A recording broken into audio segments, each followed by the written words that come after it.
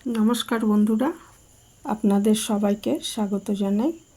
আমি আজকে ঢ্যাঁড়সের একটা রেসিপি নিয়ে এসেছি। এর জন্য কিছু ঢ্যাঁড়স নিয়ে নিয়েছি।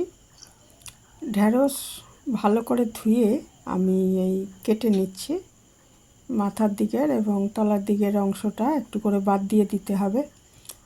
আর ঢ্যাঁড়স সবসময় ধুয়েই কাটতে হবে, নাহলে খুব ভালো করে আগে ধুয়ে নিতে হবে।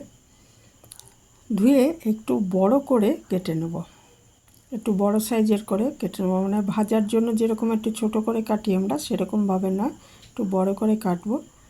কেটে নিয়েছি। আর এদিকে আমি দুটো কাঁচা লঙ্কা, এক টুকরো আদা আর একটা বড় টমেটো এগুলো নিয়ে নিয়েছি। এটার একটা পেস্ট বানিয়ে নেব। একটা পেস্ট বানিয়ে নিয়েছি আমি গ্রাইন্ডারে। তারপর আমি একটা কড়াই বসিয়ে দিয়েছি, তাতে একটু 2 চামচ মতো সর্ষের তেল দিয়ে দিচ্ছি। দিয়ে তেলটা গরম হয়ে গেলে আঁচটা একটু কমিয়ে দেব এবং তাতে একটু হলুদ আর একটু নুন দিয়ে দেব। দিয়ে তারপরে ঢ্যাঁড়সগুলো দিয়ে একটু ভেজে নেব। ঢ্যাঁড়সগুলো খুবই জলটা ভালো মতো ঝরিয়ে নিতে হবে। আর এইভাবে একটু নুন আর হলুদটা আগে দিয়ে এইভাবে ভাজলে, তাহলে ঢ্যাঁড়স ভাজার সময় অনেক সময় একটা আঠা আঠা ভাব চলে আসে, সেটা হবে না। তারপরে আমি ঢ্যাঁড়সগুলো ভেজে নিচ্ছি। ভেজে একটু তুলে রাখবো। আর ওইদিকে টমেটো, আদা আর কাঁচা লঙ্কার পেস্টটা তো দেখালামই। আর একটা বড় পেঁয়াজ বা দুটো মাঝারি সাইজের পেঁয়াজ একটু কুচি করে রাখতে হবে। পেঁয়াজ কুচির সাথে আপনারা যদি ইচ্ছে করেন তাহলে 2-3টে রসুন কোয়া টুকরো করে নেবেন। ঢ্যাঁড়স একটু একটু ভাজা ভাজা করে নিচ্ছি। তারপর এটা নামিয়ে রাখবো। খুব বেশি সময় লাগবে না, রান্নাটা খুব কম সময়েই হয়ে যায়। আর ভাতের সাথে তো ভালো লাগে, কিন্তু রুটির সাথে অনেক বেশি ভালো লাগে। কাজেই রাত্রে যারা রুটি খান তাদের জন্য একটা বেশ ভালো একটা এটা একটা ভালো একটা তরকারি আর কি, করতে পারেন। ঢ্যাঁড়সটা ভেজে সরিয়ে নিয়েছি। তারপর ওই কড়াইতেই আমি আরেকটু সর্ষের তেল দিয়ে, আমি রান্নাটা সর্ষের তেলে করেছি, ইচ্ছে করলে সাদা তেলেও করতে পারেন। পেঁয়াজ কুচিটা দিয়ে দিলাম। দিয়ে পেঁয়াজটাকে আগে খুব ভালো মতো ভেজে নেব, যাতে পেঁয়াজের কাঁচা গন্ধটা চলে যায়। এই সময় আমি একটু নুন দিয়ে দিচ্ছি। ঢ্যাঁড়সটা ভাজার সময় একটু নুন দিয়েছি, আবার এখন একটু নুন দিয়ে দিচ্ছি। তারপর যদি নুন লাগে সেটা দেখে দিতে হবে। দিয়ে দিয়েছি সামান্য একটু হলুদ। এটা ভেজে নিচ্ছি ভালো করে।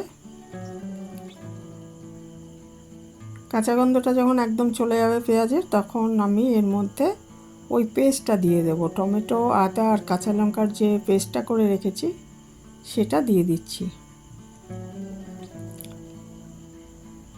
আর টমেটো এটা দেওয়ার জন্য এটা একটা টকটক ভাব আসবে, তবে যদি আরও বেশি টকটক ভাব খেতে চান, এরপর টমেটোর পেস্টটা দিয়ে দিয়েছি, টমেটো, আদা আর কাঁচা লঙ্কার। তারপর এটা দিয়ে একটু কষাতে থাকবো।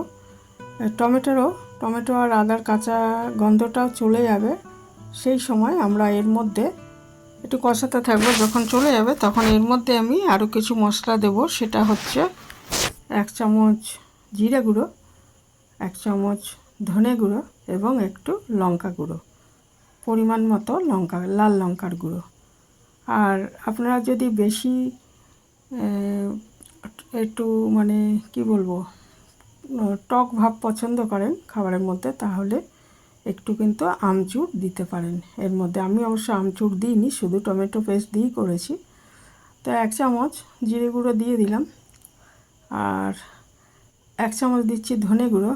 আর একটু দেব ওই লাল লঙ্কার গুঁড়ো। জিরে গুঁড়োটা দিয়ে একটু কষিয়ে নিচ্ছি। তারপরে এখানে একটু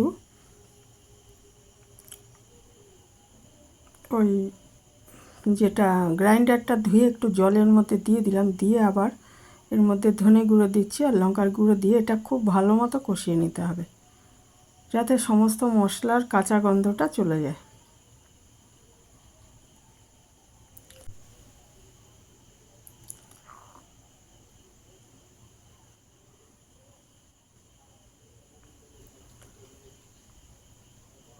ভালো মতো কষানো হয়ে গেছে। এরপরে আমি এর মধ্যে ভেজে রাখা ঢেঁড়সগুলো দিয়ে আবার একটু কষিয়ে নেব।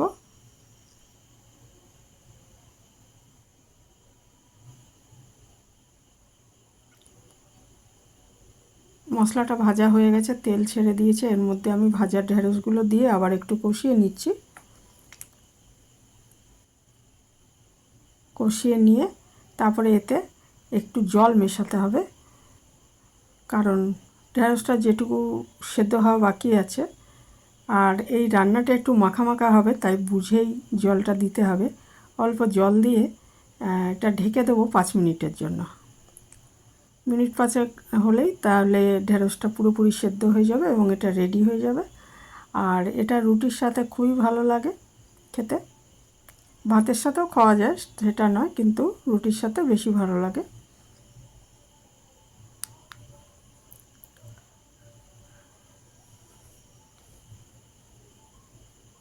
তো এই ছিল আমার আজকে একটা ঢেঁড়সের রেসিপি।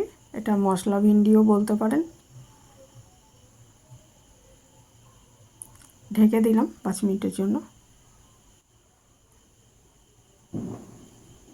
নতুন বন্ধুকেও আজ আমার চ্যানেলে এসে থাকলে সাবস্ক্রাইব করার অনুরোধ রইল। পুরানো বন্ধুদের অনেক ধন্যবাদ জানাই। এটা আমি 5 মিনিট পর ঢাকাটা খুলে দিয়েছি। এটা ঢেঁড়স একদমই সেদ্ধ হয়ে গেছে আর ঝোলটাও কমে এসছে। এটা এরকম মাখা মাখা হবে। এটা আমি এবারে গ্যাসটা বন্ধ করে এটা ঢাকা দিয়ে রেখে দেবো। আর যারা একটু মিষ্টি মিষ্টি তরকারি পছন্দ করেন তারা সামান্য চিনি দিতে পারেন এতে। এমনিতে এর মধ্যে পেঁয়াজ আছে, কাজে মিষ্টি না দিলেও চলবে, কিন্তু যারা একটু মিষ্টি বেশি পছন্দ করেন তারা হাফ চামচ মতো চিনি এর মধ্যে দেবেন। তো এখানেই শেষ করলাম। ভালো থাকবেন সবাই।